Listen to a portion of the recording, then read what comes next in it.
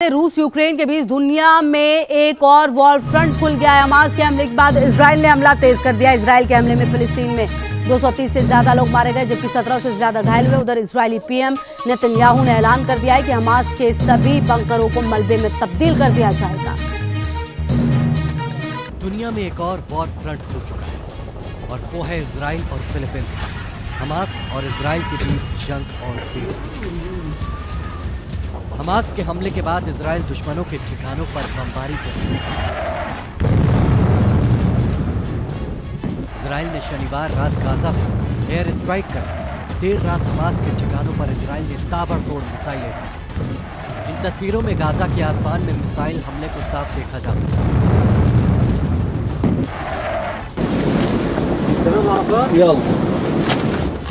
Israel के हमले में गाजा में भारी नुकसान हुआ है। इस अटैक में कई इमारतें आग का गोला बन गई।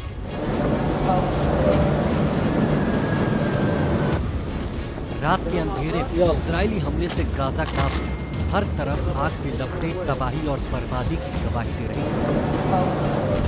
आधी रात को हुए इजरायली हमले में बड़ी संख्या में फिलिस्तीनियों की मौत हुई,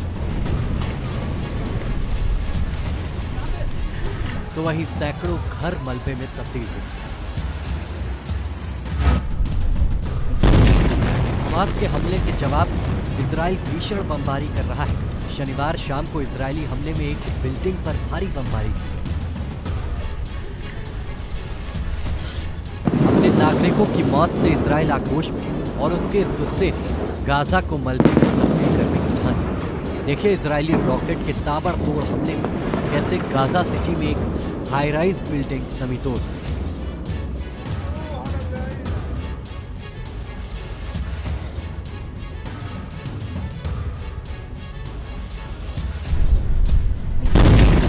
बारूद के ढेर पर बसे फिलिस्तीन में हमास जंग की जो चिंगारी छेड़ी है, इजराइल उसे अंजाम तक पहुंचाने में जुट चुका है।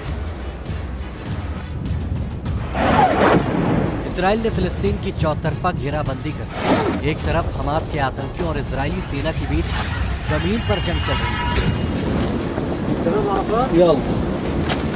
तो वहीं दूसरी तरफ हवाई हमले भी जारी हैं। इसी बीच एक और तस्वीर सामने आई जिसमें इजरायली नेवी एक्शन में आ गई। इन तस्वीरों को देखिए। इजराइल की नौसेना समंदर में गोले बरसा रही है। इजराइल का दावा है कि फिलिस्तीन के लड़ाके समंदर के रास्ते उसकी सीमा में दाखिल होने की कोशिश कर रहे थे, जिसके बाद इजरायली नेवी ने उन पर हमला कर दिया और कई जवान मारे गए। इस बीच इजरायली प्रधानमंत्री नेतन्याहू ने आपात मीटिंग की और गाजा में रहने वाले नागरिकों से उस जगह को छोड़ने की अपील की और कहा कि हमास जहां भी है उसे इजराइल खंडहर बना देगा। אני אומר לחמאס, אתם אחראים לשלומם. ישראל תבוא חשבון עם כל מי שיפגע בשערה אחת מראשם. नेतन्याहू के इस ऐलान का असर भी जमीन पर दिखने लगा है।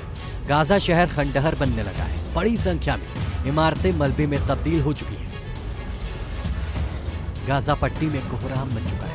अफरा तफरी का माहौल है। लोग इधर उधर भागते नजर आए। इजरायली सेना के भयंकर बमबारी में शनिवार तक करीब 250 फिलिस्तीनी मारे गए। इस बात का दावा खुद फिलिस्तीन ने किया। उधर अमेरिका ने इजराइल की उस कार्रवाई का समर्थन किया है और कहा है कि उसे अपनी रक्षा करने का हक है। उसकी इस लड़ाई में अमेरिका उसके साथ है। In this moment of tragedy, I want to say to them and to the world and to terrorists everywhere that the United States stands with Israel. We will not ever fail to have their back. We'll make sure that they have the help their citizens need and they can continue to defend themselves. Biden ने इस नए संकट को लेकर Iran को भी कड़ा संदेश दिया है।